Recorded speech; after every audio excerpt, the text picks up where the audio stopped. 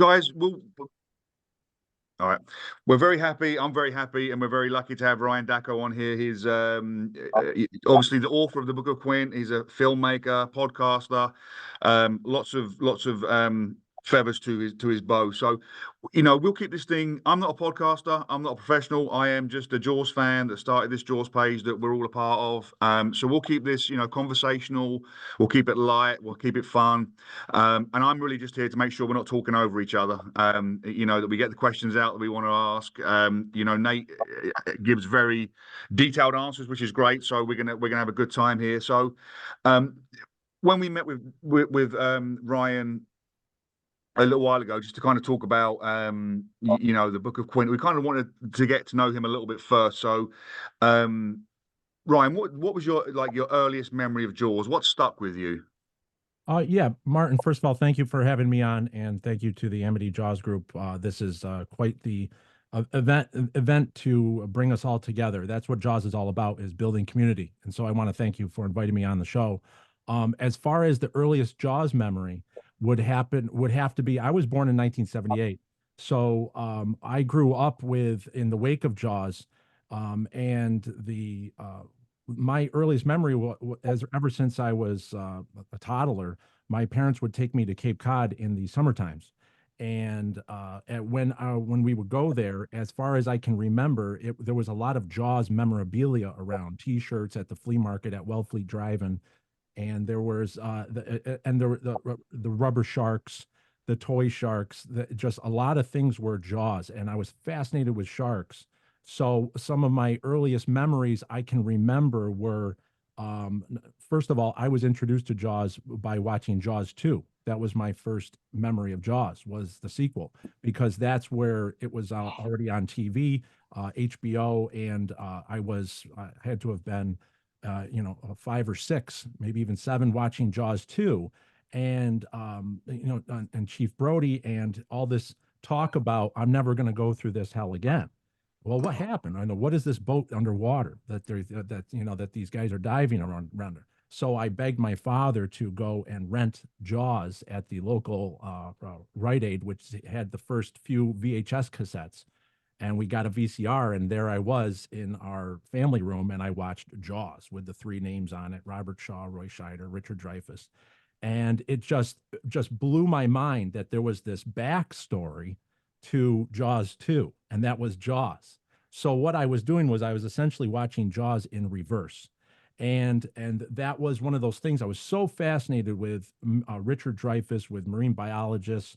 I was fascinated with Quint, and I just couldn't get enough of the movie, so I recorded it on audio. So then every summer, from I think when I can remember, from 7 to 10 years old, I would be listening to the audio of Jaws in the car, in the caravan, the Dodge Caravan, all the way out to Cape Cod, and then all the way back. And I would over and over and over again listen to the audio, and visualizing. And I think that's what locked me in, was the sound effects, as well as the performances, the nuances, and every little piece of dialogue just stuck in me. And that was what formed this part of my life. Was Jaws was that thing that made me want to get involved with the water. I wanted to do things underwater. I wanted to do things with sharks.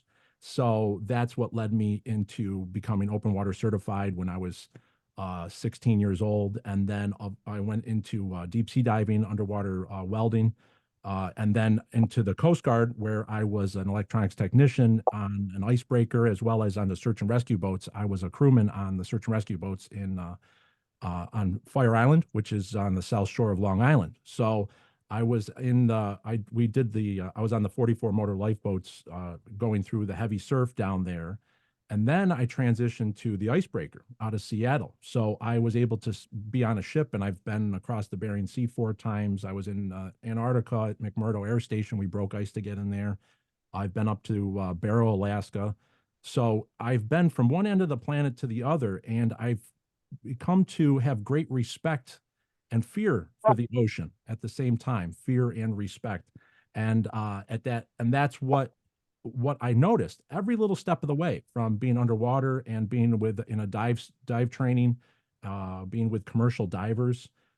in a dive locker, everyone's always talking about Jaws. Everyone has a Jaws story. Everyone always has a reference. We're learning how to tie knots with our eyes closed because commercial diving, a lot of it's underwater. You can't see anything. Everything is pitch black. So you had to learn how to tie all your knots with blindfolded. And everyone's throwing ropes to each other saying, Hooper, tie me a sheep shank.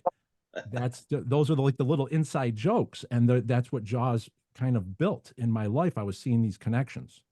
That's what kind of led us to where we are now. They said you were in Antarctica. Did you get any the thing vibes while you were there? Amazing thing vibes, amazing thing vibes. It was just like that. In fact, the impact of Antarctica is the silence, pure silence. If when they shut, we would shut down ice breaking operations, and you would go out. If I was an engineer, so I was doing engine room rounds, and you would go out onto, let's say, the helo deck, or you'd go out onto the fantail of the ship and you would look out and it was just silence, not a bird, nothing, no crickets, nothing. It was just, the silence was deafening. And that was one so impactful to see that side of the planet. And then all of a sudden you're just standing there by yourself and up comes a finback whale or an orca, and they're just looking at you. And here you are with nature, just you and there, and the ocean was black. It was black because the water was so cold and deep. And those are the things that impacted me so much. And a lot of that evolved into the writing. When you read the book of Quint, is a lot of those memories. So Antarctica was a very, very a profound experience in my life. And I wish to go back there sometime. Wow. But So just like when you're I was saying, yes. so so when I was kind of researching a little bit, I was reading some of your story, and the thing that came across that was quite interesting, and I'm not sure if the group knows about this, but can you talk about the Plan 9 from Syracuse? Oh, sure. Yeah, A little off topic, but No, Plan 9 from Syracuse that is okay. So how should I say this? When I was in the military in Antarctica, that's where I started doing my writing. And I was mainly writing screenplays. So when I left the military, it was another friend of mine and we decided to start a film company. Now this was back in the early 2000s. So this was in the late 90s, early 2000s, when Blockbuster was still around, and it was that, Robert Rodriguez, a Rebel Without a Crew type guerrilla filmmaking stuff was in vogue there. And so we just said, you know what, if we can get our forces together, and we'll start a film company. We're going to make feature films. So I had 5 screenplays, and I said, okay, let's see how we can go about doing this. And we threw our money together, and we made one feature film. And then it was trying to get there was 3 movie over a 5-year business plan together and we were filming in upstate New York because the locations were cheaper and all that. So what happened is that in the early 2000s, it was hard to get meetings. It was trying to get financing, and you're seeing how a lot of people like to talk about making movies, but when it comes to actually making the movie, then there's hard to get those forces together. So I wanted to get a meeting with one producer, a serious producer that could actually finance the film operation that we had. So what I felt was in order to do this was, how can I, if I got a 15-minute meeting, how would you go? Because there's so much competition out there. How do you get a 15-minute meeting? I said, all right, if we start in New York, in Syracuse, New York, if I start running and we make it a national spectacle and I run across America from New York to LA, and we build up a following, then by the time I get to Denver and we make the producer's name public, then what we'll have a sellable gimmick, that it's not just what movie I'm trying to make, it's that movie by that guy that ran across America. And that Ryan, just for the folks in the UK that maybe don't know, but from New York to LA, how many miles would you say that is? I ran 3,143 miles in 127 days. Yeah, I averaged 23.4 miles a day. That You are was Forrest Gump. Yeah, just like Forrest Gump. I financed it. I had a van driver following me, and then we were taking footage as much as possible, and it would be kind of like a leapfrog. I would run 2 miles, and the van driver would go park on the side of the road, get a drink of water. Okay, let's do 5 miles, and I would run 5 miles, get a drink of water, and it was just that kind of plod every day. And what happened is that we didn't get the meeting. The producer it's a big name, and I won't spoil it because it's very interesting story because we didn't get the meeting, but what I was left with was like 100 something hours of just footage of myself running, of things that were going, the meetings, me on the phone. So what I did was, at that time, this was about 2006 or 2007. What I did was I assembled that into a documentary and took that footage and I just said, you know what, just tell the truth. Just tell what you were trying to do. Just put your heart out there, bare your heart for all to see. Let's see what happens. And it ended up becoming Film Threat magazine gave it 5 stars. And it was they dubbed it the best unseen film of 2007, and it went on to win best director of the New Haven Film Festival. And Netflix picked it up for a little bit when they were mailing DVDs out. So Netflix had it for a while, and you can still find it floating around out there. Plan 9 from Syracuse. There's a documentary that that was the last feature that I directed, and after that, I was just that's it. I was just kind of spent artistically and emotionally, just spent. I mean that to run across America, to run 3,143 miles like that, my knees, a lot of damage and stuff, but it was. Well, let's take Sharon because Brody's up before. What was that? Somebody have a question? Somebody said something? The thing is that when you are there's so much emotion that was pulled out of that moment in my life. I just said, that's it. I'm going to go back to my training, which was in electricity from the military. And that's when I went into used the GI Bill to put myself into the apprenticeship to work on high voltage power lines. And from there, I just said, I'm not going to do any more writing. That's it. 15 years goes by. It was because of that run across America, because of that. When you watch that documentary, that was basically the part where I just kind of pent it all up inside. And if there any kind of writing or artistic writing, I said, that's it. I'm done. I'm not going to do it anymore because it's too painful. And then what happened was that the fateful trip to Martha's Vineyard in 2020. And that's when I just said, there's a story here. I really think I have to write this. So after 15 years of working on power lines, I started a family, got married, we have kids. And then I just said, you know what? I know it's going to be painful, but I have to get this story out there. So when you watch Plan 9 from Syracuse, that's kind of the trigger of why there was this this book sitting there waiting to be for me to be able to tackle this book. Was I knew that writing a novel was going to be very painful. It's Marty said Gertrude Stein said, I hate writing, but I love having written. And no, it was Dorothy Parker. Yeah, Dorothy Parker. That's it. Okay. So thank you, Marty. See, that's why I need Marty here to keep me on point. But do you see what I'm saying? Is that it is so true, because when you take on something like of this magnitude, it's not fun. It's something that you have to work at every day. And it's this small one step after the other. And it really was being in the middle of Kansas on my own with a van driver that had got sick. So I had to run over one half of all of Missouri and one half of Kansas by myself with all my laptop in a jogging stroller. And you see the documentary. But when you're out there and you're with this daunting task ahead of you, and you're right there in the public eye, and people are just sitting there and everyone's watching, and it's either you gave them your word, you said you were going to do this. That's what led me to the Jaws obsession, to be in the public eye and to try to take this to the Jaws fans and say, this is what I want to do. I think we have something here. Please support me, and I won't let you down. And that was the same method that I used with the Jaws obsession. Writing the book basically in the public eye was what I did with Running Across America in the public eye at the time. Ryan. Yes. I have a question. Yes, because what I'm interested in, and I know that there are going to be a lot of people who review this later, many of whom think of themselves as writers. And I have, and some who want to become writers. Hi, Brandon. what is important to me is your process, how you wrote the book, how you got it together so quickly, because the 3-year time window or 2-year time window, that's an outrageous accomplishment. That's Right. for the book that size, Yeah. that indicates a grasp of English and also putting the time in to create a story arc.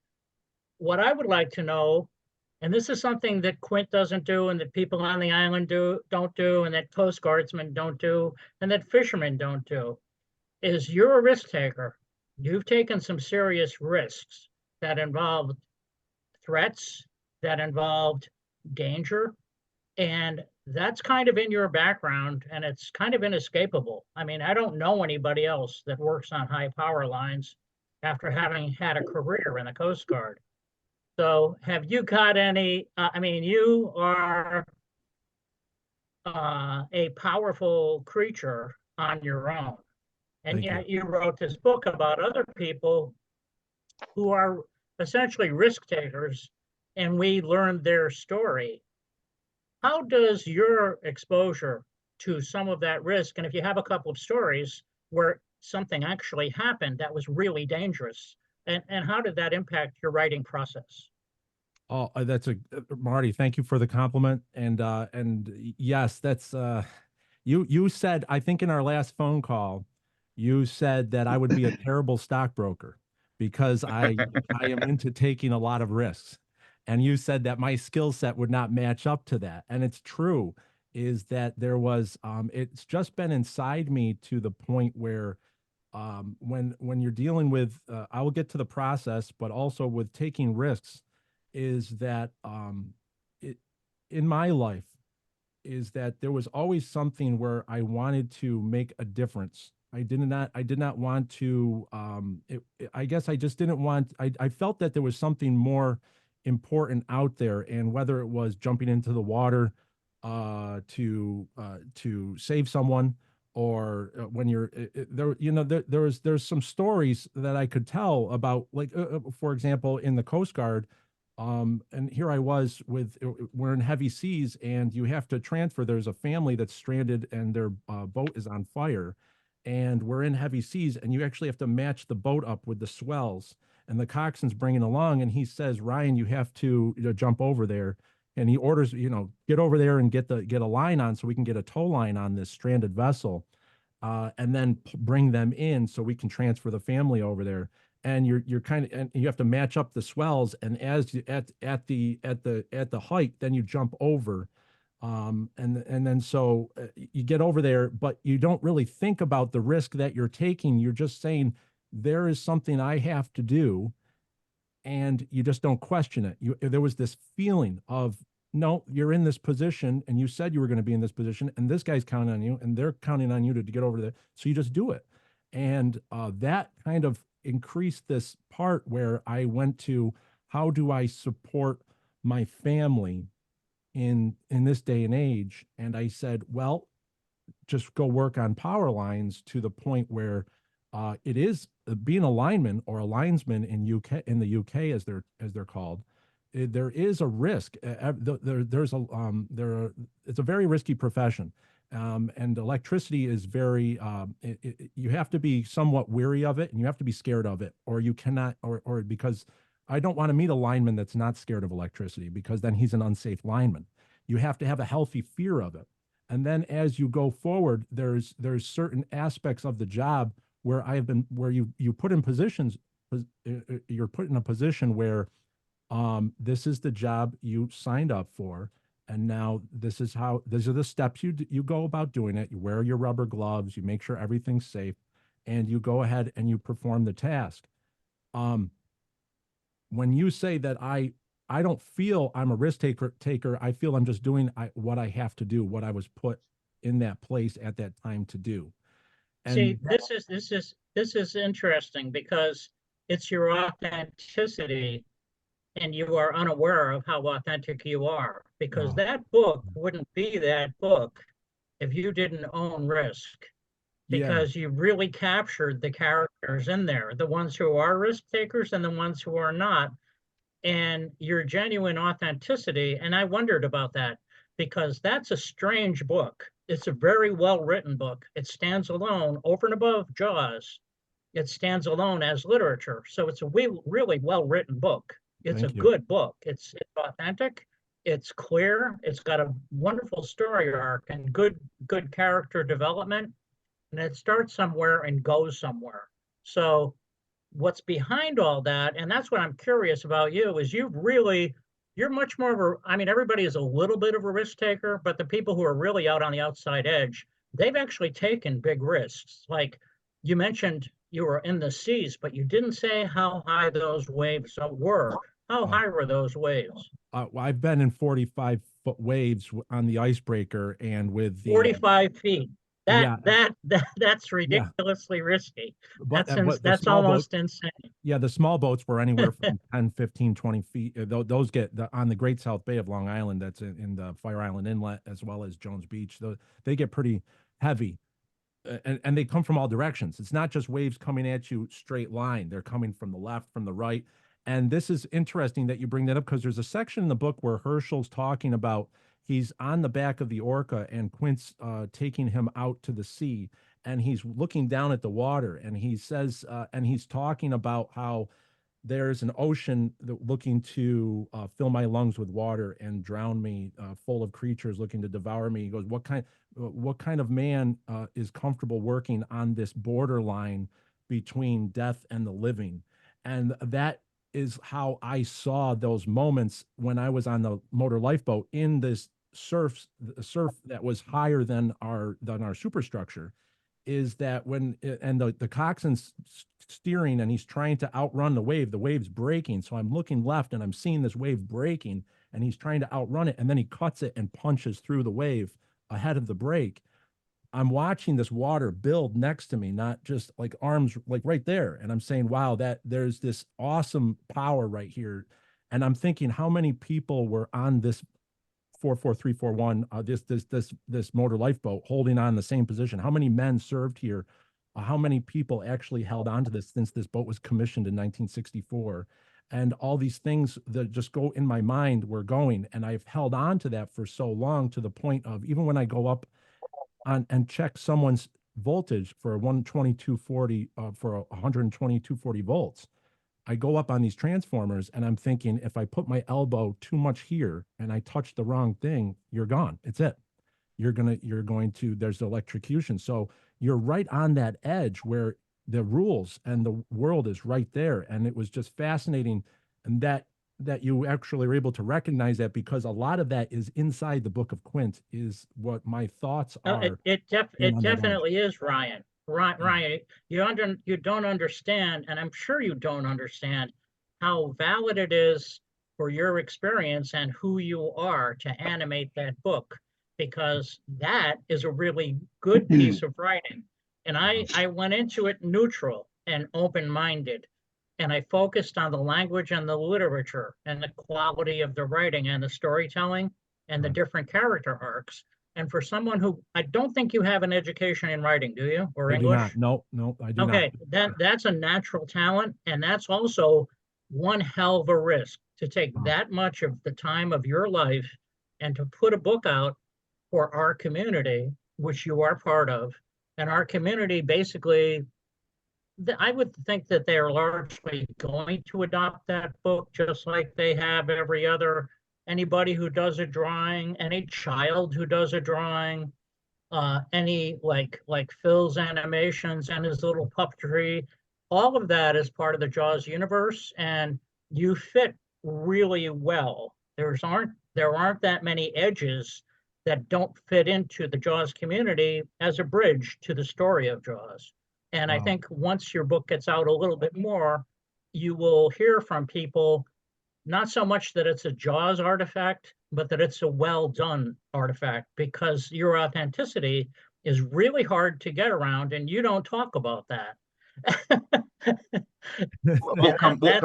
That's something Thanks, Marty. Yeah. just so you know, and I know that many of the people who are on this broadcast right now might have read a chapter or two, or maybe even finished the book.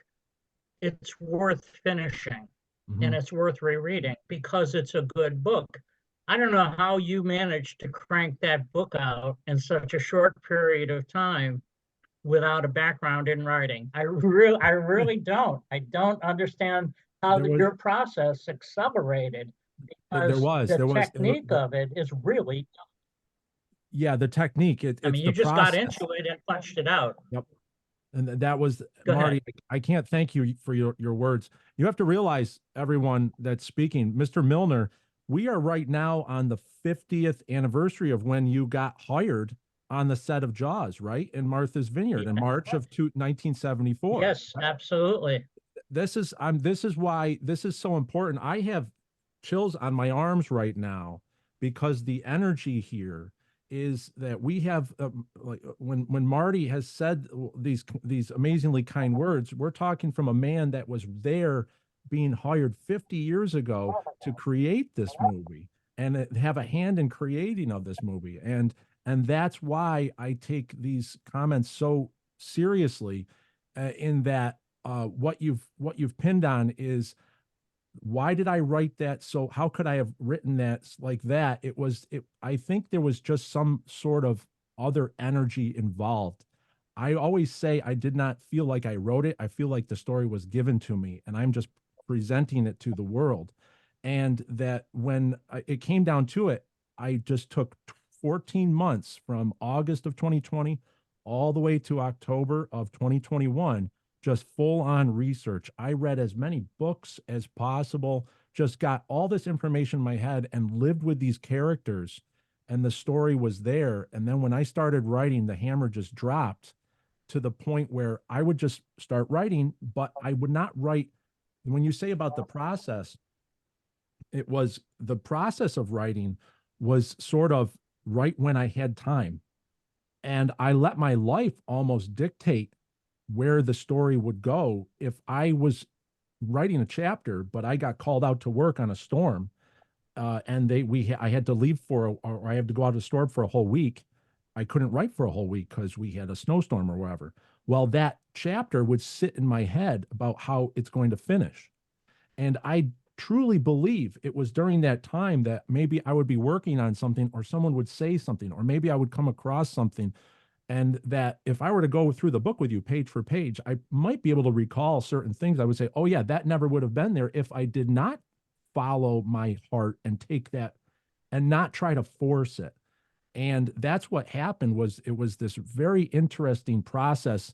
And I have to say it was from the subconscious.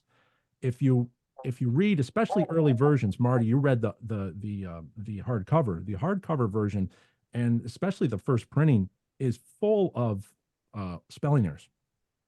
And I had something like maybe 3,000 errors that I had to correct over three different revisions of the book on my own. And then it goes to Amberly, and it still had spelling errors. But what happens is that when you're writing at a subconscious level that I tried to take this to and pull it out of me, what's not going to be there is a thought of, is a scent, accent, little things like that. It's just going to pour out of me. And then you go and you try to fix it in like post-production, which is your editing phase. So what happens is that those spelling errors that were in that hardcover edition, and still some got into the paperback, you actually can see that this was not an AI generated story. It came from a deep seated process of a subconscious. And when you get to that level, you're not worried about, I don't think the fans are going to like this, or I don't really think this is going to work well. It just is. And it comes out. And what happens is that it might not sound grammatically right. Now that's your job to fix it later on when you're doing your editing. But the process is, and that's what I try to tell some of these folks, these younger folks that think that AI is going to solve everything, is that when you start incorporating other things without focusing on your writing, when you start saying, well, I'll just consult with AI and generate 3 different outcomes, you're actually disrupting that subconscious level, and your story is not going to have the soul that I believe is inside the book of Qunit, because it's pure from the soul. How did your writing process change as you went through the book? How did your creativity, how did the story change you as a creative artist? I was trying to, what I wanted to do was present. I had so much respect for Robert Shaw and Quint that when it came down to it, I did not want to presume to be Robert Shaw. I had to, as I was writing, first of all, and the survivors of the Indianapolis and Captain McVeigh, I had to get to a point where I wanted to tell the story, but not pretend to be them. I wanted to just show what I was seeing. And that is where you get the multiple points of view. That all came up with was how do I actually, how the process of it starts out in the third person where I am actually, I'm describing in on the omniscient voice, I'm describing what these guys are in the water. You can get into each of their heads and stuff. But as you get into part two, I felt that how is it if I were to first meet Quint? We all are Herschel. Herschel Salvatore represents all of us. And none of us can know what was inside Robert Shaw and when he portrayed Quint. And now it's observing Quint. And that's how that process changed to where I wanted to bring in multiple points of view. And I said, I think it's better if this process is handled this way. And then obviously part three goes to intercut first person from Quint's captain's log to third person describing the action of what's going on. So when I assembled it all together, it was certainly risky because I said, I don't know many novelists that do not just multiple points of view, but there's a purpose to it to actually, how is the story best given out to the world?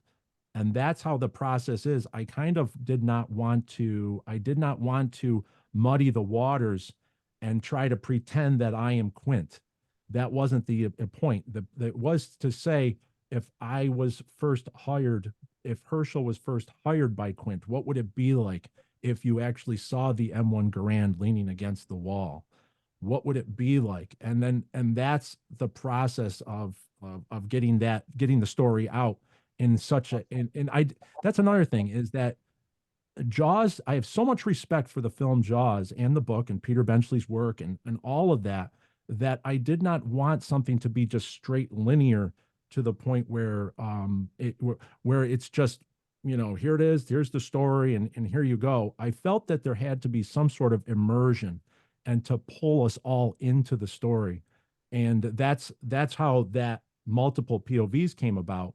As far as the process to actually get through the writing and punch through, when I say that there really was never any writer's block, if there is such a thing, because I lived with these characters for over a year in my head.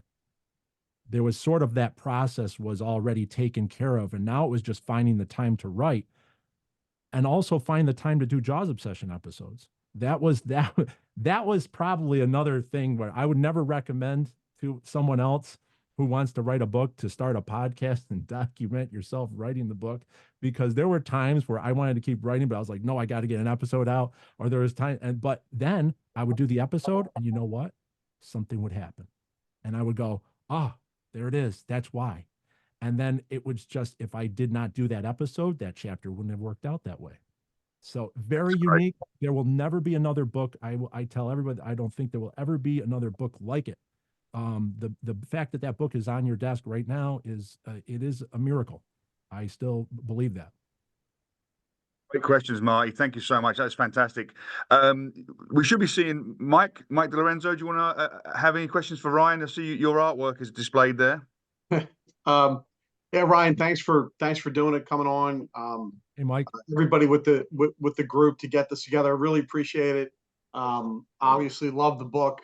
Podcast. The podcast, like the book, I go back and re-listen to the episodes of the podcast, go back and reread chapters of the book.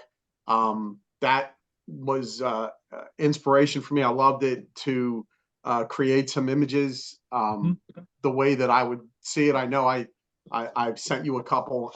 I've told you in emails that I sent you, and I'll say it here in front of everybody, which I really believe that with you with this book, you've entered that circle of Benchley and Spielberg. There's no doubt, Ryan. And I know, and listen, Ryan, I've listened to pretty much all the podcasts and everything. And I know you've had so many compliments and people have said, I'm probably repeating myself, but it is the truth. That is part of it. I mean, I really believe in it. I know I reached out to Martin, and he was kind enough to get this together, and Nate and everybody to, put their efforts to get you on here.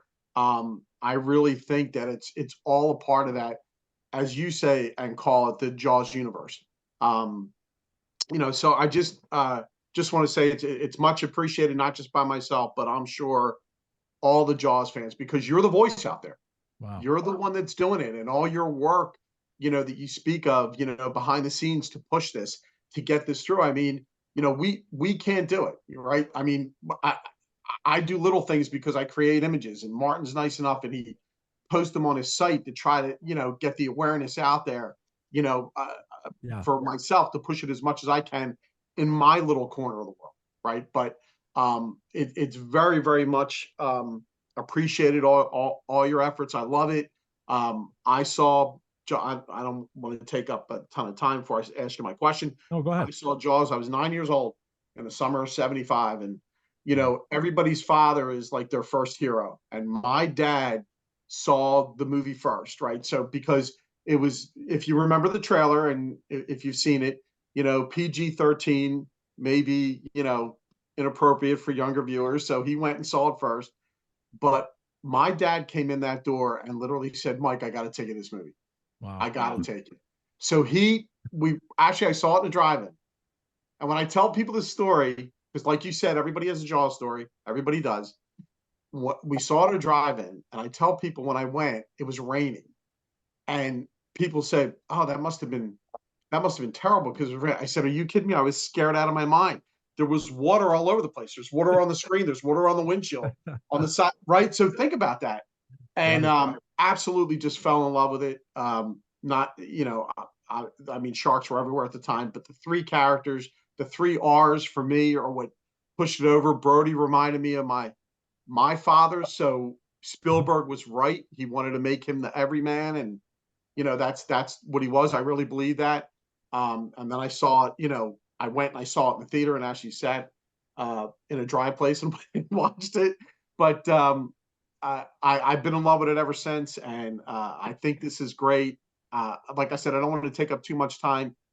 So my question to you, Ryan, is I know you've done what you stated, 14 months worth of research before you even began to write the book, right? So, and I don't want to say too much because there's people that are on here that have not read it, got their copy. Yeah, no spoiler alerts, please. No, I'm not doing that. So here's, oh, come on, Chief, I wouldn't do it. So my question is, out of the research that you did for the 14 months, right, what was spent the most time on? Was it, I'm just giving examples, something with the Indianapolis, the Orca, Robert Shaw himself, whatever. What do you think out of those 14 months was the most time that you spent research wise? It would definitely be, well, okay, I'm going to divide it into three different answers, but I read 8 books on the Indianapolis alone. I have them all here. There's the Abandoned Ship. There's a number of them. Indianapolis. There's In Harm's Way. There's a number of books, but there's one that's called Only 317 Survived. That's the name of the book. I just ordered that. And it has a chapter. There's 316. I believe they renamed it 316 because the survivor count used to be 317, and they did a reinvestigation, found one guy who never even made it to when the Indianapolis left port. So the actually survivor count was 316. So I think they renamed it to Only 316 Survived. But there's a chapter, 316 chapters, chapter for every survivor, where they actually went and they looked for the USS Indianapolis Survivors Association went and reached out to the family or the survivors back when many were still alive and asked them for anything. Do you want to say anything? Firsthand accounts, letters. And if you go through that, it really pulls you into what it was like surviving the Indianapolis after you got back, after you got out of the water. It was living with it, the reunions, and some amazing stories came out of it. But that is what let me know that Qunit was the physical embodiment of these 316 survivors. And if I could take parts of this one and parts of this one and incorporate that into that, I'm fleshing out and making Qunit real in my eyes. And that was important, not just to portray what happened in the water on the 5th day, August 2nd, 1945, but it was also important to make Qunit real. And I really do.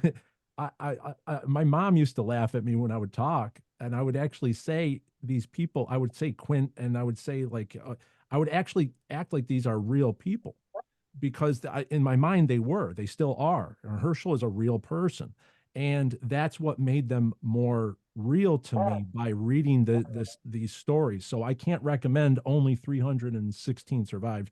I have the only 317 survived, which is what it used to be called. But that was 8 books on the Indianapolis. The next thing was Robert Shaw. I wanted to read Robert Shaw biographies, Robert Shaw books that he wrote. He was a novelist. So I started dabbling in and getting into Robert Shaw's head, because Qunit that we all know, the Qunit that I was writing, was not the Peter Benchley Qunit. It was the Robert Shaw Qunit. Robert Shaw brought many things, the Spanish ladies. He brought many things to the Jaws set that were from English folk songs, which is what Spanish ladies it's from the Napoleonic era. And by doing that, we have to understand, if you understand who Robert Shaw was as a person, now you're getting to know Qunit. And that is why I was able to believe that I had Qunit, a grasp on who this man was, by studying Robert Shaw. Then the third part is, and I didn't neglect it, I would read things like Moby Dick. This is the book that I went through. Ernest Hemingway, The Sun Also Rises, Old Man in the Sea. I went back in and I went to classic literature, things that would have inspired Peter Benchley. And I wanted to dive in and actually get a chance to read, not just read, but process it and internalize some of this writing. And that's what I felt I was doing. I was putting myself through a boot camp, because I knew when the writing started, that was like the run across America. You can only train so many miles a day. When you start running, that's it. Your legs are going to swell up. Just like in New York State, my legs swelled up. It took me forever to get out of just New York State, because you have to injure yourself in order for your body to heal and then become hardened and a better runner in the process. That's what that process was like. So I knew when the writing started, it was going to be painful at first, but the more prep I did, it was going to help me get through that. And that's why that area of research is a very good question, Mike, is that area of research was very important for those 3 elements, the Indianapolis, to get to know who Qunit was, but also to put myself in the water with these men, to actually know what it was like, the oil taste in your mouth with the copper of the blood that's in the water. And I know it's graphic, but it's important. You feel like, I don't want to interrupt you, I'm sorry, but you feel like you're there. That's it. Honest to God. Yep. Just beginning it, for everybody who hasn't read it yet, you will. It's gonna hook you. No pun. It's gonna take you right in, and you feel like you're in the water with those men. Right. And just real quick, my father served in World War II, and he was in the Navy, so he was on. His ship was the ones that did the landing crafts. So, and he was a radio man, and he actually drove the landing crafts in, So Wow. he told a couple stories, but he didn't talk about the He didn't talk about the war much. And I know on your podcast, and you've gone in there, you talk about the post-traumatic stress disorder. Mm-hmm. And Ryan, without a doubt, nobody could read this book and deny that they don't feel like they're in the water with those men. Right. Which I think is, thanks, Mike. That was done intentionally. Is that I want it was intentionally done. I think some people might feel that I was embellishing, or that it's too long. That's what I'm hearing when from executives, that the beginning is just too much, right? And I'm going, it's supposed to be too much. It's supposed to that's how you're going to you're supposed to feel the pain. And I said, if you can make it through that first 11 chapters, then you feel like you survived something, but you feel that something is there and it's never going to leave you again.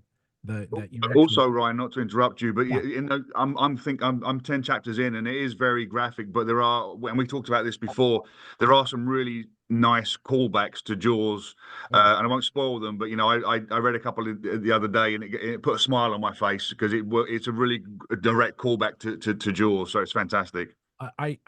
We did talk about this, is because I do believe that that Quint, all those experiences that Quint has gone through, that it's not just a reference, it's not just a cute reference to Jaws, but that Quint is such a powerful force in Jaws, and he leaves us so fast. That's kind of the haunting. Robin actually had a great review where she called the book haunting, and that was one of my favorite reviews that I ever that I read, because that's the feeling that I had when I watched Jaws. I was haunted by it, in that there was something that would never leave. There was something that was incomplete. And when Quint is taken from us, we're shown how powerful this character is, and this great performance. And then, like in a flash, he's gone. He's just pulled out, his arms flop to the side, he's pulled underwater, and we never see him again. But I still believe that when the body expires, an energy is still there.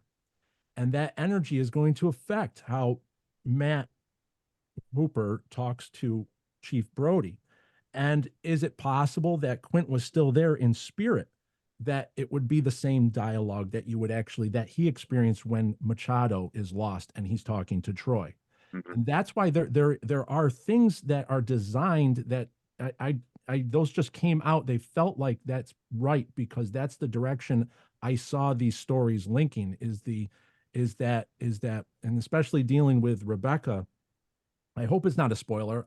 I'd like everybody to go read the prologue to the Book of Quint. You can go to Google Book of Quint, go to Google Books, Apple iBooks, and they give it the prologue, the first 100 pages, away for free.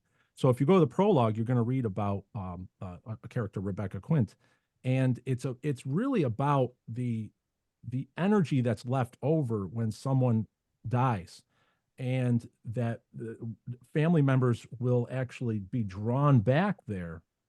And that was the inspiration of even how I received this story. I was standing in August of 2020. I'm standing at the spot where the Quint shack was built in Menemsha on Martha's Vineyard.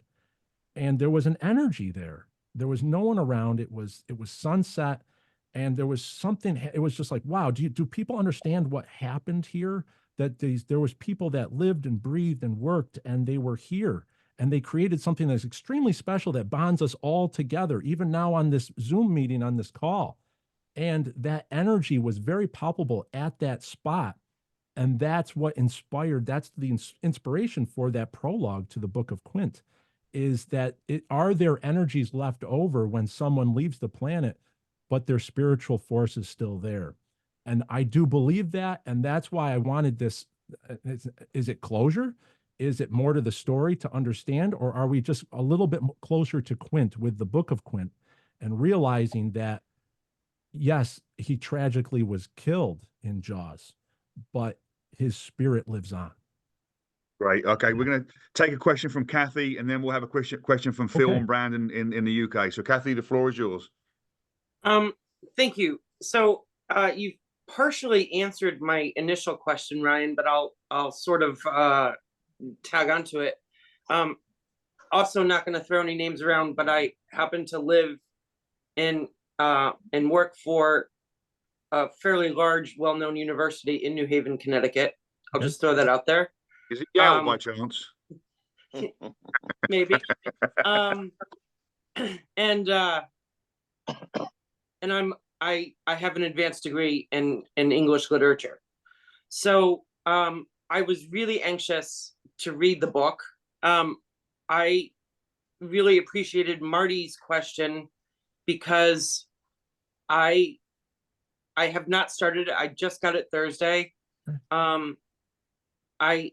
I did, as you alluded in the beginning before we started the official call, I did start reading some of the reviews on Amazon, and to be fair, not all of them were great. People were like, yeah, not it. But now I have a greater depth. And so I didn't want to taint any. I wanted to hear your side of the story first before I delved into it. And I look at literature, and honestly, when you were speaking a few minutes ago and you said you drew back to Melville and Hemingway, The Old Man and the Sea, Santiago is, in my mind, Quint. Mhm. And when Hemingway writes about his gnarly hands being so weathered that that's how I see Quint. And so my question was, what made you feel confident that you could tackle the character of Quint? Because the book Jaws is okay. The film is one of the few that the film is far superior to the novel, in my opinion. Yeah. Even more critically, it's essentially Spielberg's first attempt at a film, and he creates the first ever known blockbuster. I grew up in New England, so I frequent Martha's Vineyard for my entire life. But the only thing that my takeaway from the novel was the character Quint. And I think the best thing, and if you ask anyone who has seen the film more than twice, which doesn't always happen, and you say, what are the best three things of the film? They're going to say the shark, the music, and the Indianapolis speech. And I think the backstory of how Robert Shaw, and this, I was really interested in your parallel, like you didn't write it from Quint's perspective, you wrote it from Robert Shaw's perspective.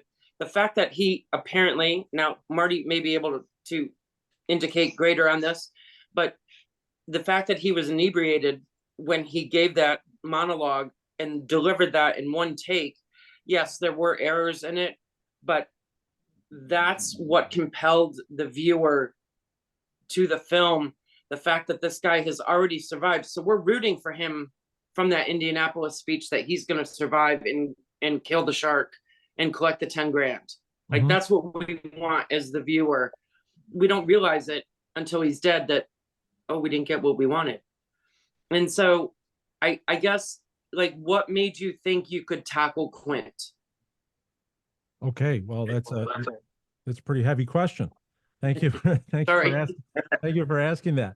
Thanks, Jeffy. Listen, I almost did not write this book because I did not feel that it was, I did not, how should I say this? I did not feel that anyone could write Quint because Robert Shaw was Quint. And it was one of those things where there was going to be a serious risk of maybe, I have so much respect for the character and for the actor. The book is dedicated to Robert Shaw and his then wife, Mary Ure. Because there is, Quint to me is the same as Robert Shaw. And I did not want to presume anything. So when you say what makes you think that I could have written Quint, it was the approach to the material that my sister told me when I was just hemming and hawing over if I was going to go do this. She said, Ryan, you are uniquely qualified to tell this story. I believe that not only you have to have somewhat of a writing skill, but you also have to have life experience.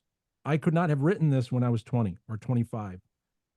I had to be a deep sea diver. I had to spend time on the water. I had to across the Pacific Ocean. I had to be able to get in stressful situations, and then in risky situations, as Marty was describing earlier. That it's not just the writing of the character. It's what will you draw upon to write that character. Now that I had that base where I didn't realize, I never said, I'm going to grow up and write the prequel to Jaws. It just happened to the point where I was there, and these stories and all the people I've met, the captains I've sailed under, the crotchety bosun's mates that would yell at me because I wasn't tying a knot fast enough, the throwing up over the side while you're hauling in a line because you're getting slammed in the side with water because you're so seasick, but you got to stay working. Things like that. I said, I can draw upon that. Now, when it comes to Quint, I actually looked at when you're coming at that character, when you read the book, it's almost like you are observing Quint when in that Old Man in the Sea with Santiago, the young boy, was a lot of that was, I felt that was very touching when he would get his coffee. That was very special to me. I read another thing was when I read The Old Man in the Sea when I was 16 years old in high school. And then I read it again years later. And as I am now 46 years old, it means something new. There's more meaning there. I'm now looking at the Santiago. I'm not the boy anymore. And I thought that was fascinating that Ernest Hemingway could write something that means something when you're younger, and then it means something when you're older. And I said that the Quint story is something like that. And if I could actually get that out the right way by observing him, then we could actually tell his story instead of writing in a first person Quint, which was absolutely could not do. I would never even attempt to write first person Quint because you can't. So when you read the book, as you're going to go into this, you're going to see the reverence for the character of Quint in just how the story is portrayed, and that's what I felt that I had the necessary life experience, but I also had the technique of how to portray the story in a respectful manner where you don't presume to pretend that you're Robert Shaw. And through the research, I think that I had that ready to go. And then when the writing started, it just happens. And so it was one of those moments where it's a risk. It's a risk. And you just kind of step out and you just say, Robert Shaw was in a lot of, with the drinking and all that, there was a lot of pain with his father that committed suicide. If you hear interviews with his son, Ian Shaw actually tackled many aspects of that in the play, The Shark is Broken. And that pain, even when he was doing the Indianapolis speech, he actually did it. He actually did it. And then he called Spielberg the next day and he said, "How bad did I screw it up?" And Spielberg said, "Not entirely." So Spielberg let him come in and reshoot it again. And as Richard Dreyfuss says, he did the whole thing in one take. Now in the movie is intercut between those two takes, the drunk Quint and then the sober Quint. And you can sort of tell if you look at the lighting and maybe the bags under the eyes, but everything works so well together. And we have to credit that to Verna Fields, the editor. She was amazing. She won the Oscar for editing on Jaws. And but there's so many things to that Indianapolis speech. But one of the things that I felt was happening, and this is going to really answer your question, is I felt that the younger generations were not understanding Quint. They were seeing him as a cartoon character. With all the T-shirts that we have and all the things that we have, we were doing Quint was becoming almost a Captain Ahab caricature of himself. And my kids were not understanding what the actual Indianapolis was, the World War II generation, because many are not around anymore. So what I felt was it was important to actually reestablish Qunit and to show more background so younger generations going forward, because we're looking at Jaws is going to be 50 for the next 50 years. Is there something that could actually be almost to the point where they could actually read this for school and they could actually write reports on it? And it could be something that's fact, it's ground based in fact. They could then do research on the books that are from the Indianapolis. But that's what I really do believe was so important, was how could I write Qunit? I felt that it had to be written. It had to be written, because going forward without a really well done Jaws prequel that's sanctioned by the Benchley family, I felt that Qunit and the story of the Indianapolis was going to get lost in time. And that's why we're here. So that doesn't happen. Thank you, Ryan. Kathy, does that answer your question? Yeah. No, Thank perfect. you. That was a great question, a great answer. Thank you so much. Kathy, I can't wait to hear what you think about the book. I can't wait. Please email me at jawsob2025@gmail.com, and I'd love to hear what you think about the book. I really respect you and your background with literature. Martin, could I respond to Kathy's question? Of course. And About- then once we'll move over to Phil and Brandon after that, Mark. Okay. But go ahead, please. Okay, I'll be brief. But basically, Kathy, if you look at Peter Benchley and Robert Benchley, and you go back to the World War II era, and then you go to literature that springs from individual events, it's like what Ryan was talking about in terms of the death energy. The death energy from World War II animates a great body of literature that exists, and a great body of writers that have tapped into that death energy. So I believe that the literature that Ryan has tapped into, and that flow, that stream that runs through history and writing, it does animate a great many writers, and as it has animated Ryan.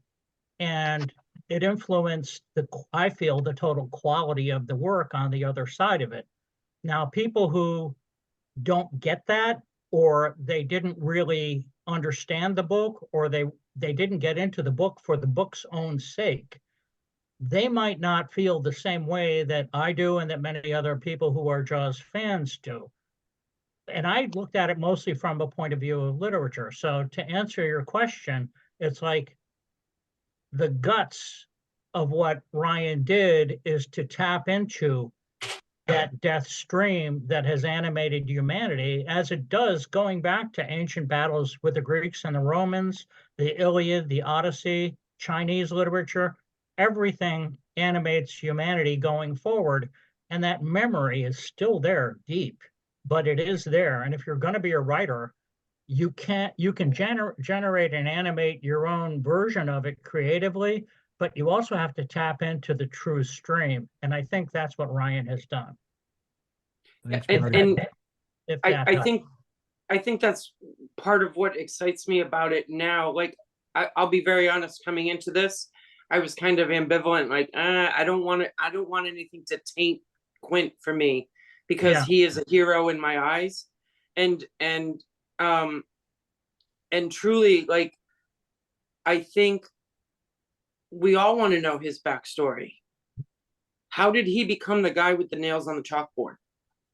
Right? Yeah. And the buffoon of the town, like, he's just the old drunk fisherman, like, he's crazy Qunit. And he, because he was part of that greatest generation, we have to respect him. And so my sense going into cracking open the book now, well, now I'm gonna have to wait, because now I want to go download the prologue and start with that. But that's the energy and the tapping. My uncle served in World War II, and he taught me how to drive a car, and it was raining. I was terrified. It was like the first time I was behind the wheel of a car, and the windshield wipers were going, and the grass was really tall, and it was windy. And he said to me, I feel like I'm in the Philippines. And I knew in that moment he was back in World War II. And I was like, Uncle Frank, what do I do? Like, do I gas? Do I brake? Like, I was terrified because he was in the Philippines. He was not in Glastonbury, Connecticut with me in that moment. And so I do have a reverence. And when I'm a swimmer, and I switched to open water swimming, so that sort of amped it up for me a little bit. But when I realized that Jaws was one of my favorite movies, and I read the book, I was really disappointed in the book. I went to the library when I was in college in my undergrad, and I looked up the history of the USS Indianapolis because I thought I would see that there would be a Qunit listed. And I was so devastated that there wasn't a Qunit who had survived, because it felt like that was the piece that was true. And Jesus, Benchley, you should have given me that one bone, but I understand obviously why he couldn't, but that's how compelling the character is. And so I was really afraid that Ryan's interpretation or presentation of Qunit would take away from the reverence that I feel Qunit deserves and always did deserve. So when I wrote this, I wanted everyone, I still say on the podcast, on the Jaws Obsession, I say, I want you to have the highest expectations when you encounter the novel. When you open up the book and you start reading the prologue, I want you to have the highest expectations, because I had that for myself. And I said, I would not put pen to paper, so to speak, if I did not truly believe that this is the way it was supposed to be. And when I approached the Benchleys, it was it was an extreme amount of reverence. If you saw my emails with the back and forth with the attorneys, it is a point of, I wanted people in, because I was not taking this lightly. I had the utmost respect. I read Jaws when I was in second grade. I did a book report on it. And just the way Jaws molded as it became a movie, when Howard Sackler came on and Spielberg brought him on to do a script doctoring. Howard Sackler was a Navy veteran. He included a 2-paragraph Indianapolis sequence, and then that ballooned into this gigantic speech. And what happened was, if it wasn't for Howard Sackler at that place and time, we wouldn't have had that Indianapolis moment. And Peter Benchley, to his credit, was always like, yeah, that was all Howard Sackler. That wasn't me. And so Qunit came from Peter Benchley and then got modified as it became the movie. And I just had so much reverence that I want everyone that's even listening, someone might be listening to this 2, 3, 4 years from now, is that this is the moment that we were at, is Jaws better off with or without the backstory to Qunit? And I just felt there were things in the movie that need to have a better background to grasp the pain that this man was in when he is in the Orca and the Orca is sinking, and Robert Shaw does this turn, and he's looking around, his world is being taken from him. Who is he thinking about at that moment? What is going through his mind? And then he comes out with the 2 life vests, and he throws one to Hooper and he throws one to Chief, and he's done up in full battle dress with all buttoned up and everything's there. We explained that on one of the episodes of the Jaws Obsession, of why he's dressed like that. Is that what made him do that? And those little pieces are supplied in the Book of Qunit to let you appreciate that performance even more. And that's why I wrote this book, was to enhance Robert Shaw's performance without remaking or rebooting Jaws. Enhance that performance by giving you context to let you draw that subtext of his performance out. And it's truly, I got chills again. I truly feel that that's what happens when I see Jaws. I actually see what Qunit is thinking about at that moment, and it's heartbreaking. It's absolutely heartbreaking. So I hope that you see that too after you finish the novel. Ryan. Okay, Phil and Brandon, you guys ready? Yeah. Are you ready? Yeah. I hope you can understand us Yorkshire accents. So I Absolutely. yeah, congratulations on success of your book. Mine is Phil. on order, so I'm hoping to read it soon. Because I'm looking forward to like reading about iconic characters such as Herschel that we don't really get to see, only in outtakes on the DVDs and stuff. So I'm looking forward to that. Yeah, one of my questions were you touched on it. What did the Benchleys think, and how difficult was it to get obviously control of the characters? And did you know what did Wendy Benchley think of the book and stuff like that? Really? Well, I have not. It's like there's like there's a very interesting firewall around the Benchleys, and that's called Benchley IP LLC. And my contact has been this whole time through secondhand through attorneys, and they approached me when I first launched the Indiegogo campaign back in May of 2022, and at that point I had 195 pages completed of very rough draft. And you have to realize when you're writing the first draft, like Hemingway said, it's going to be in a garbage. So it was the first draft, 195 pages, and I just kind of said, "Here you go." I wanted to. I communicated to them what I felt is that if you've noticed that the Tom Clancy is no longer with us, but there's still novels that are put out because the family uses the Clancy name, but they have a writer underneath that takes the Jack Ryan character and does more stuff with it. So what I felt was, is it possible to actually do this with Benchley IP LLC, with Benchley family sanctioning it? And they, as they processed that, I just kept writing. My whole thing was, I was telling them I will have a completed manuscript in October of 2022. That was my deadline. And as they were reading that first 195 pages, I never really heard from them. So I was just like, oh my God, do they hate it? Do they think it's terrible? So I wrote the final, if you go to page, like really kind of from chapter, I think 1 through 24. So chapters 25 all the way to the end, I wrote not knowing if I was going to have permission to publish. Right. I just wrote. I just said, you know what? It's a story. I feel strongly it has to come. And then in September, when I sent them the final manuscript, and we had a back and forth, and I told them that Peter Benchley is going to, I said, everyone's talking about the 50th anniversary in 2025, but no one is talking about the 50th anniversary of Peter Benchley writing the novel in 2023 and publishing the novel in 2024. And I said, that's important. And I said, I think we could, if you allow this to go forward, I think we can highlight that there was a man at a typewriter 50 years ago, and he threw a rock into a pond, and those ripples extended out, and they're still extending out half a century later. Yeah. And they wrote back. It was September 27th, I believe, 2022, because it was my daughter's birthday, and it was her I think 6th birthday, and there it was. They said, we're going to let you publish. So I was. To me, it was like this entire weight came off my shoulders. It was like, wow. And so now it was, okay, Ryan, now it's time to get the book printed out, and let's get these hardcovers going. You have people that want to read it. They've given you their hard-earned money. Let's go.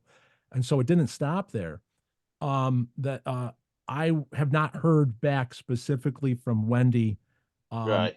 Because when things like they maybe don't want me to do blurbs and stuff like that, so a lot of that becomes more private stuff, but they appreciated the novel enough to give me publication permission, which was nice. So yeah, but it wasn't easy. It wasn't easy. In fact, it was very nerve-wracking. To try to get that novel finished, and I got it done before October, which I liked. Can I just say as well, me and Brandon, we love the Jaws Obsession podcast. All right, absolutely brilliant. We particularly like the Marty Milner one because we got a mention as well, didn't we? So all right, Brandon, this is the Jaws kid. Yes, yes. You're raising your kid right there. Yeah, Brandon, Oh yeah. listen to your dad. Listen to your dad. Yes. I raise all my I'll- kids on Jaws. I think Brandon's got a question for you. Yes, Brandon. So with your book, what are the hopes on it's going to become a movie? Well, that's a good question. I have we have high hopes that it will eventually find its way to the silver screen. That process is already underway. The process to get book to screen is incredibly difficult. And when I say firewalls, let's just pretend there's a wall after a wall after a wall, and you have to kind of climb over that and climb over the next one. So what happens is that you have to assemble a team. It's kind of like the Avengers, and you have to get producers on board, and you have to get people that know the business on board, and then you walk it into the big Universal Studios. So part of all of that was getting the book not only into publication, but getting all these elements into place, ebook, audiobook, getting all these things into place, and then showing that there is a demand for the story to be on the screen. And that's what's important. Things like this community chat, the book reviews, all of that has to be collected and it has to be built up. And as that goes on, if the fans like yourself and your dad, if you guys support the novel enough and enough people talk about it, things actually, the people are paying attention. And what happens is it moves to the next wave. And that's what they like to see. They like to see fan engagement. They like to see Jaws Facebook groups with 30,000 members talking about the Book of Qunit. Trust me, they like that. And as that picks up speed, then we will be moving into serious stages. The book I did convert it into a screenplay, a first draft of a screenplay. So there is a screenplay version that's out there with my agent, Bill Pettit. And there has been some interest with various studios. And I can't say much more than that other than we're hoping are we going to make 2025? I don't know, because 2020 Universal has Jurassic Park coming out now in 2025. So we're still seeing what's going to happen with the field there. But I do believe that the way the book is written, it would make a great cinema experience. It would. I do believe so. If the Meg got made, yours has got to get made. It's got right, to. Right. How could it not, right? I also like what Marty said about the book. Obviously, I haven't read it yet, but I like Marty when he said this book belongs to the Old Man of the Sea, Moby Dick, Jack London's seafaring novels. So it's going to become a classic. That was a great compliment by Marty on episode 50, and that was used in a lot of the PR material that went around with the novel around the world. And a great little blurb by Marty Milner. And it's true that I guess that's one of the things that's why episode 50 was so important to me. When Marty did that interview and his review of the Book of Qunit, it let me know that the writing skill was enough to carry that story. But another positive aspect of that was he was comparing it to classic literature, the Jack London seafaring novels, and it creates a timeless feel when you hear someone talk about what Marty said was where this book belongs on the bookshelf. And that timeless feel is kind of what we really are looking for here, because that's what Jaws deserves. Yeah. Thanks, Marty. All right, guys, we are 90 minutes in. Time flies when you're having fun. Wow, So 90 minutes? Are you serious? I know, right? Is everybody good? Everyone. So we still have a lot of ground to cover, but I want to give everybody on the call, because everyone's been very patient and it's been a great questions, great responses. But Robert, Paula, Tammy, any of you guys have questions you ask? I did. So Yep. yeah, wanted to say thank you again for writing it. It's such an incredible book, and there is something really supernatural about it, just the way it lived in my head and my heart while I was reading it. It really is haunting. And my question was actually about the title. It's such a perfect title for the book. It is classic and almost biblical. Yep. But I was wondering, did you know that was going to be the title when you started writing it, or did it come to you later, or did you ever consider anything else? I was great. First of all, Robin, great question and great support of the book. You've been there since the very beginning, and I want to thank you very much. It's just yes, that it was aimed to be biblical. The book of Jonah was what I quote, and I just knew before going in. I said that's the quote that's got to be there. One day I was just that it just made I actually picked up a version of the Bible. It was a certain translation, and it said and then the Lord sent a great fish to swallow Jonah, and I was like, oh, it's Quint. And then I go, the book of Jonah. I go, book of Quint. There it is. I go, it can't be any other title than that. And so it just fit. And then later on they had like like the book of Boba Fett and stuff like that were released. And I thought that was interesting that certain things were going on that, but there's a meaning behind the book of Quint, because it is almost, I don't want to be sacrilegious, but it's almost like a gospel in that it uses multiple points of view, like the Gospels do in the New Testament, to explain who Jesus was. And in this book, I use multiple points of view to explain about Quint. And that's why it was, to me, it was apt to be called the Book of Quint. And I could not see it called anything else. So that was that. And it was definitely inspired by the book of Jonah, which is from the Bible. So very biblical and deserved so in what we're dealing with here, is that we're not dealing with, dare I say, we're not dealing with just a James Bond. We're dealing with Quint. Great. Guys, there's more business to get to, but I want to give everyone a chance to ask you a question if you have one. Robert, did you have a question? Can you hear me? Yes. Robert? Okay. I don't really have a question. I just want to say thank you for writing this book. I think that the depth of that character has always stood as nobody really understood. So I think we say that to understand a man, you have to know the story. And there's always been that missing part. Like Michael was saying, my dad was in World War II, served on a destroyer in the South Pacific. So on a personal level, I've always felt that connection to Quint. Trying to put those pieces together that was always missing, because he passed when I was very young. So I didn't know that story. Wow. So I just kind of want to say thank you for doing this and putting this all together for me, because it's something that really needed to be done. Absolutely.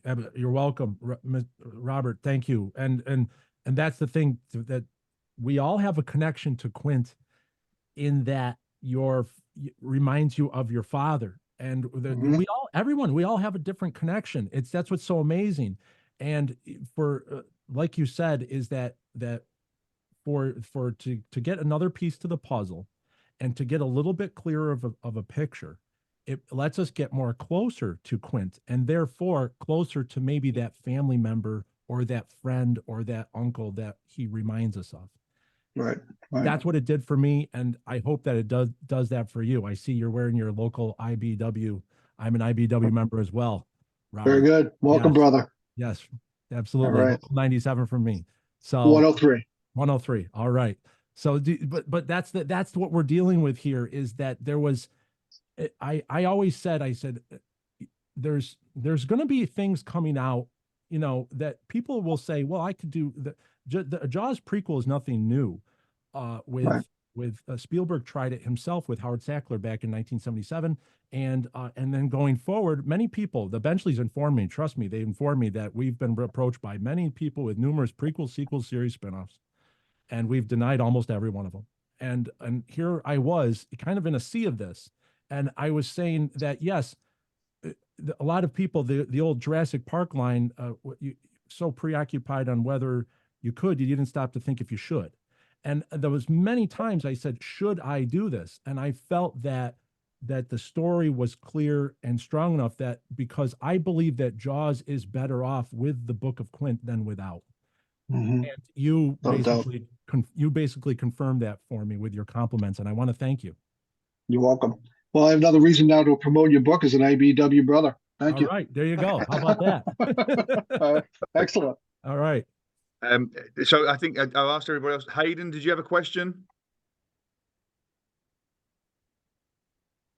Where's Hayden? I think you're good to go, Hayden. Go ahead and speak. I think you're off mute. No, can't hear you there. Give Hayden a second. He's off mute. I'm not on his end. He might have it off, but lower left screen. Yeah, he's off mute on our end of things anyway. Well, while we're waiting for Hayden, Ryan, I have a request. Can your next book please be the Book of Hoagie from Jaws the Revenge?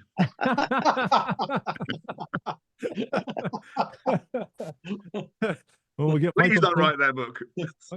Michael Caine needs a new house, right? I was just gonna say that. Yeah. Ryan, are you any good at arm wrestling? Actually, I was not the best, but the technique is what I learned by getting taken to the cleaners on the ship many a time, and I learned that that when those guys are doing different things and jockeying for position, there is a reason for that, and that's why I felt that's a good question. And no, I don't want to arm wrestle because after researching the amount of injuries that happen, I'm never going to arm wrestle again. No, you won't. Looks like Hayden's still working away. That's fine. We can continue. So just a couple of... Is he there? Are you there, Hayden? There you are. Yeah.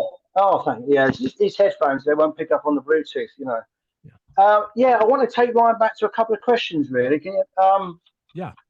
You said Herschel. Hi, Ryan. Hey, right. Hey, Hayden, how are you? Yeah, not too bad. You said Herschel was a combination of characters you've worked with, yeah? Yeah.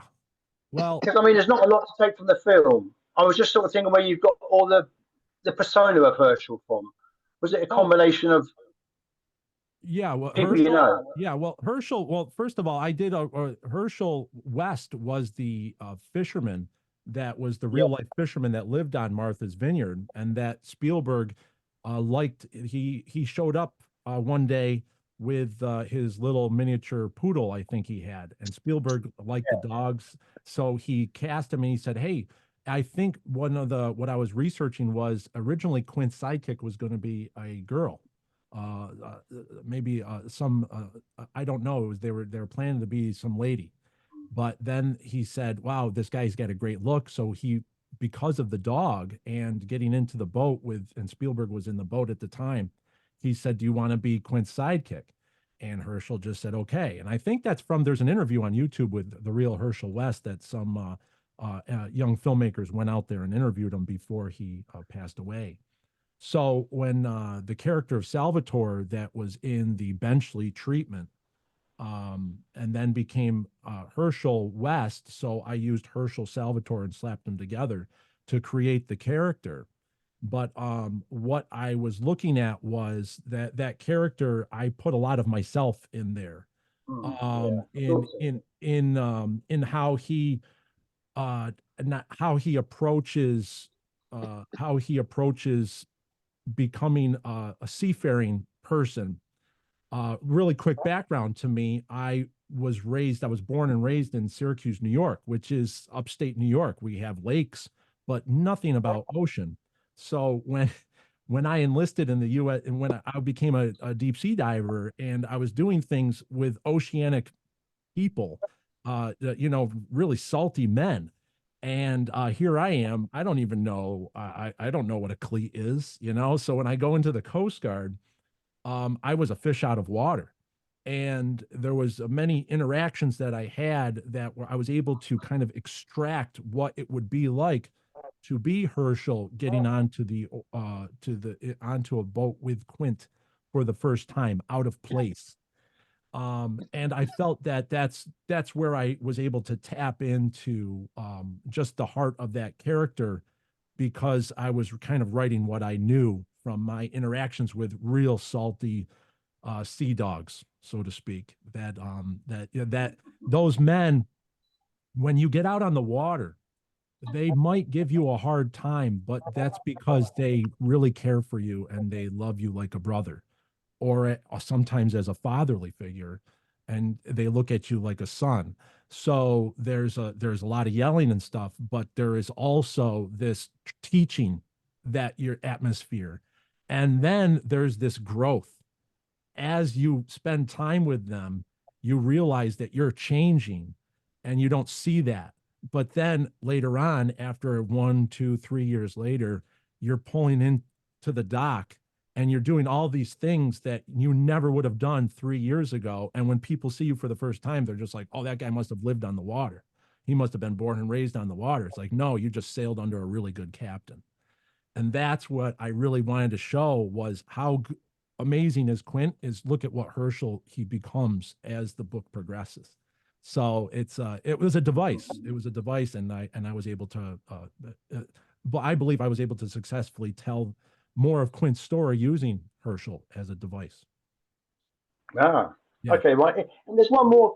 You mentioned you did a Jaws book review for your second grade. Mm-hmm. Have you still got that? You know what? I think my mom has it somewhere. I have to go ask her if she has it in the back files somewhere. I do remember I kind of lied. I just skipped over the middle boring part with all the affair and dinner party scenes. And I was just focusing on Quint and shark stuff and, shark. And I'm like, whatever this is, I don't even know what's going on here, and then go to this. And Miss Shanahan in St. James Elementary School, she goes, well, that's kind of interesting. Okay, you can write a report on it. And I was able to, and I was so happy to see the cardboard, my little drawing of a shark and Jaws by Peter Benchley with my little report hanging above the door on the wall for the rest of the year, because she would hang all the book reports around. And I would always look up and like, oh, there's Jaws, So I was so proud of that. And that was in my introduction letter to the Benchleys. I actually told them that story. So fantastic. And there's one more, yeah? Can I just put it in? It's only the Indiegogo Go campaign. Yeah. Benchleys contacted you. Yes. First. Yes. They saw your campaign. Yes. My goal was always to go to the Benchleys, but I wanted to have the book finished first.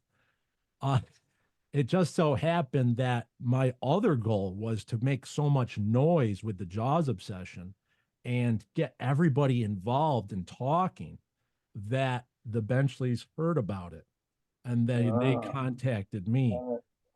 And that was what was the thing, was being able to start that dialogue before the book was written. Actually let me almost kind of, it was a punch to the solar plexus, where you're just like, okay, this is real. This is real. This is it, and it was, I believe that even made the writing process more intense going forward. I remember I had to stop the writing in March of 2022 because I don't know if you guys remember on the podcast, I had to go to Poland to get my mother-in-law out of Ukraine, because that's when the war started. And with a friend of mine, he was getting his mother out. I was getting my mother-in-law out of there. And there was an intense, I wasn't able to write anything, but the intensity of that moment definitely affected the chapters that were being written after I got back. And that's one of those things that I was telling you about, was the little delays that were happening. It was kind of the universe saying, this is how the story is going to be, Ryan. It's not the way you want it to be. This is how it's going to be. And that was directly influenced by that moment between May of that right up into May. Then after that, it was May to October was post Benchley, when I knew that was going to happen. So there was an intensity through that whole year of writing between October and September of October 2021, September of 2022. Yeah. So that was that. Yeah. They contacted me at the beginning of the Indiegogo campaign, because it was going to be a limited publication. It was going to be we were financing a publication of this would-be novel called The Book of Quint. Yeah. And those notes behind you, Ryan, what are they? On the wall. Those are notes. If you don't zoom in. Yeah, no, there's things in the pipeline. Let's just put it this way: that the Book of Quint is a key that unlocks to a larger Jaws universe. We're expanding the Jaws universe, and there's just so many characters on Amity Island. There's so many characters in the background in Jaws. I want to know Bandit more Harry. about them. You know, I want to explore them. I want to know more about them. And I've been researching for well over a year and a half on that. So there's things that I can promise you this, that that there's always something going on. And I'm not resting back going, okay, everything's done. Because when you open this window up, when you open up the window to the creativity and to accepting the signals that were coming in for the Book of Quint, you can close it, but it never really closes. There's always little things happening there. Recently, Michael Mann just published Heat 2, because he wrote Heat back in the 90s. In 1995, he made the movie, but he said those characters were still in his head and they had lives after and before. So he wrote Heat 2, which is a prequel sequel to Heat. It actually has prequel elements with a young Al Pacino, a young De Niro coming up through the ranks of being a highline burglar or a cop in Chicago. And then Heat 2 is after the bank heist gone awry in Heat. What does Val Kilmer's character, Chris Hurlis, happens to him afterwards, along with Al Pacino. So Michael, and now they're in pre-production. They're going to obviously make that into a movie. It became a bestseller. But that's what happens, is that when you get really involved with the characters and with emotionally involved, those characters become real, and other characters stand up and they go, well, there's a story for me as well. And I've kind of tapped into that. So it's exciting. I will say though, Ryan, if Hey, you write any kind of a book about Bad Hat Harry, Philip Elric will probably buy every copy that you do. He has a very unhealthy obsession with Bad Hat Harry. We love Bad Hat Harry, and I have a couple of Jaws obsession episodes where I want to go into the Selectmen. There's a lot of stuff with the Selectmen in Jaws, a lot of details there, and we have to go there. That's still got to be explored. That's why there's so much to do with the Jaws obsession still. So stay tuned. Stay tuned. We still have a few things to do. I want to kind of start to wind it down. I want to be respectful of everybody's time. We're an hour and 45 minutes in, which is unbelievable. It's gone by in the blink of an eye. I hope everybody feels the same way. It's been amazing. Been really, really great. Awesome. I had a couple of I guess we can make these like kind of fast, what do they call them? Like, quick question answer type of things. Yeah. So if everything works out great and the Jaws hits the Book of Quint hits the silver screen, who would you like to have play Quint? At the moment, we were kind of leaning towards. I always wanted Ian Shaw to play Quint, obviously because of the father-son connection. The powers that be are feeling that there's they want a younger man, also an A-lister. I'm still in the camp that Henry Cavill could actually. He's a British actor. That he actually could, if he lost some of the muscle weight and he actually gaunted himself down, would be striking with the facial hair as Quint. He could actually be, I think he would be great in a water sequence at the beginning of the movie with the Indianapolis sequence. Henry Cavill is that type of actor, I think, that has reached the age where his career could actually use a dramatic, heavy role that is, and plus it's a risk. As Marty Milner said, it's a risk. You're going to be jumping into the shoes and being compared to Robert Shaw. So that's where I would pose it out to him, is that would Henry Cavill be up to the risk? And he's the type of A-list name that you kind of need to get these big features off the ground. Can you give us some information on the audio book and maybe the second printing of the Book of Quint? Yes, the audiobook unfortunately has gone back into a delay status because the audiobook company, out of creative differences, decided to back out of the project with only a month left to go. So we're now back into trying to figure out the avenues there about how do we get this audiobook actually out to the world. I've listened to it. It was 14 and a half hours, and the narrator, John Waters, is unbelievable. It really is unbelievable. But we just have to now, there's executives that, there's just things that we have to navigate, which is when you're dealing with major corporations, you're trying to get executives on board that might not be Jaws fans. They might not know what Jaws is, or or that doesn't mean to them what it means to all of us here. And that's part of my job, is to staying true to the material. The authenticity of the material is important here. And I want everyone to know that if there ever is a delay, or if there ever is any decision on my part as the author of the Book of Quint, it will always be on the side of being authentic to the character of Quint and the movie Jaws. If they start getting away from the authenticity and they make requests, I will fight for the authenticity. Always, always. It has to, because this audiobook is going to be around for 100 years. They might not even be read real books in 100 years, but the audiobook will be around. And it's very important. So it's gone back into a delay status, unfortunately. So we're not going to make the March 26th deadline, but that's okay. That's okay, because it will get done. It's just that we're just getting these pieces into play. As far as the second printing goes, the second printing is now filtering out into the world. There has been a second printing, and it's now coming in via secondary vendors through UK.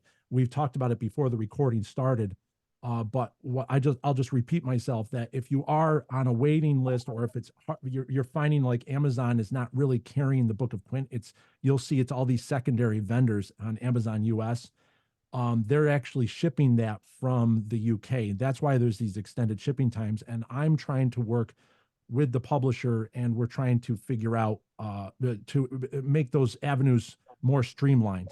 And that's part of why there's been a gap in Jaws Obsession episodes, because I've been really working on the outside, on the business side of it all. And that's a tough part, because I love talking to all of you and talking about the creative side about this novel. But when you start dealing with it as a commodity, it really saps the energy out of you. And I don't like to really kind of delve into that world, but you have to go into it if you're going to be able to get that out. So the second printing is now coming out, and that's what you're going to be seeing. If you are on a waiting list, if you go to my link tree over at Instagram at Book of Quint, or at JawsOB on .com on the main page, bookofquint.com, there's a link tree. Click on that.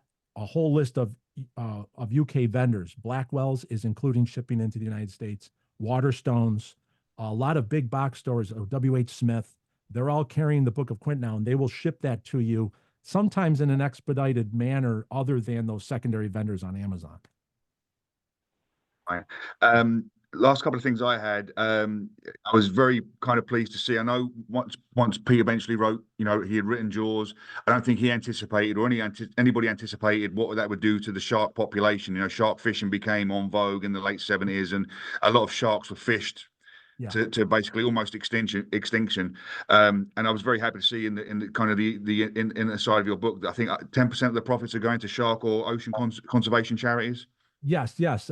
So with the 300 copies that went out, I actually did better than that. I did 10% of the price of the book. Everything went to Beneath the Waves, which is the charity for oceanic conservation that I chose. The Benchleys gave me a list of charities. As it stands now, it's 10% of any profits that I make as the author. And I'm going to tell you right now, there really isn't any profits so far. It's been a labor of love here. But that's still on par if when we get to that point. And one of the things that I really want to stress, and I'm glad you brought that up, is that I believe that with the Book of Quint is pulling us away from the monster shark narrative, pulling us away and giving us there is a built-in reason why the sharks act odd around Amity Island. And what we're doing here is we're not making excuses for Jaws, but we're kind of just offering explanation where we're actually going, we're taking Jaws to another level. We're taking it away from monster shark movie. And that's how I believe Jaws survives with newer generations, as we come to understand sharks, accept sharks, but also realize that shark behavior has changed. As humans interacted with sharks, sharks have interacted with humans over the last 50 years. So sharks are not I believe they see humans differently than what they saw them back in when Jacques Cousteau was writing about sharks and stuff stalking him and when he first invented the scuba apparatus. So now we have a whole new world. And how is Jaws going to survive? We can't do Meg anymore. We can't do Jaws blank blank blank, Monster Shark, and how that's old hat. That's not going to work. And now what I truly believe is taking the Jaws universe and expanding it out to where we're going to learn about the human elements are actually more important. We actually care more about the humans than the shark. The shark's only in it for 3 minutes in Jaws. We're actually looking at how humans interact in a traumatic situation.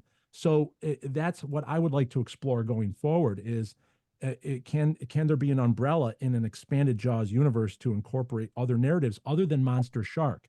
And I think that's what the Benchleys appreciate about the Book of Quint. I believe that's what they appreciated when they read the manuscript is that the sharks are just in the background. Really, it's all human interaction, what's going on with Quint and all that stuff.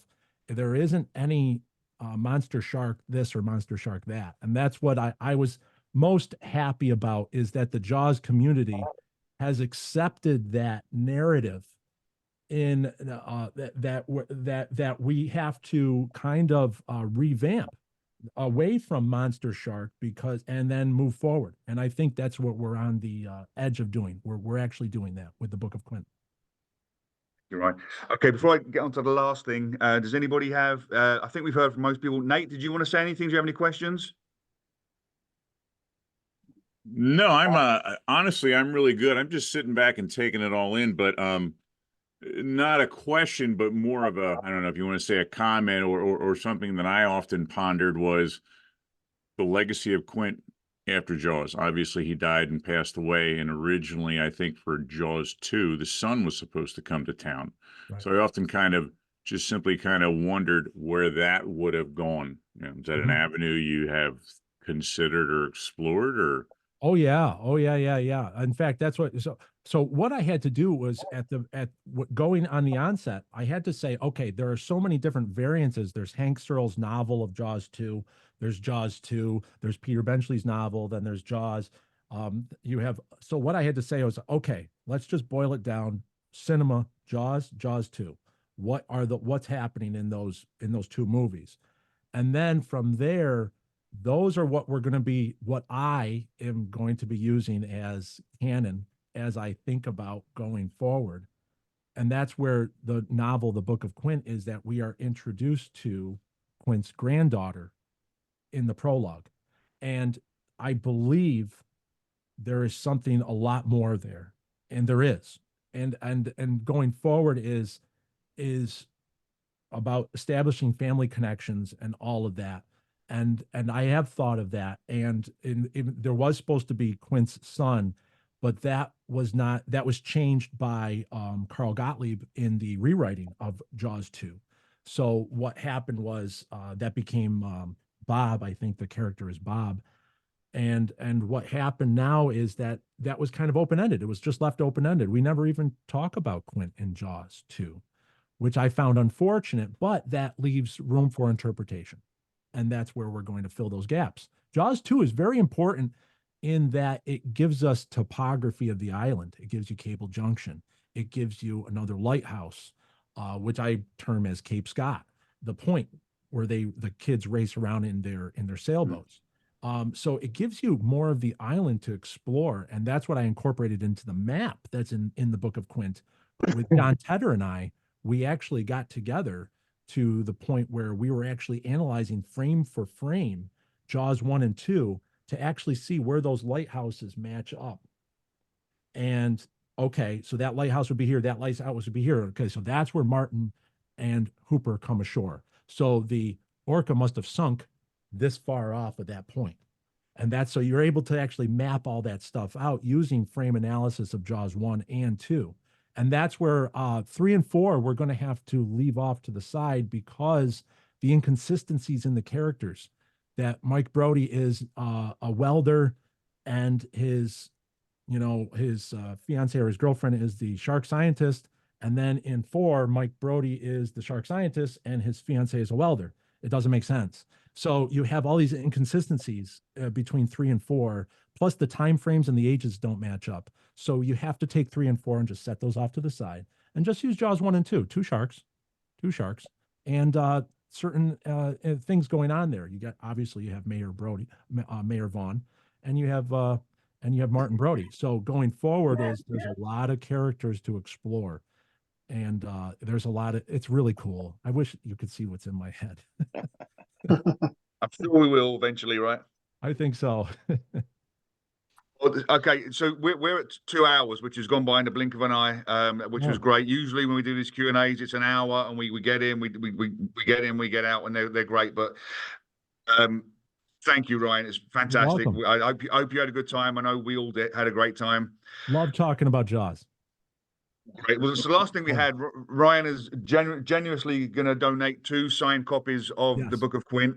He'll be sending those to me sometime in the next week or so.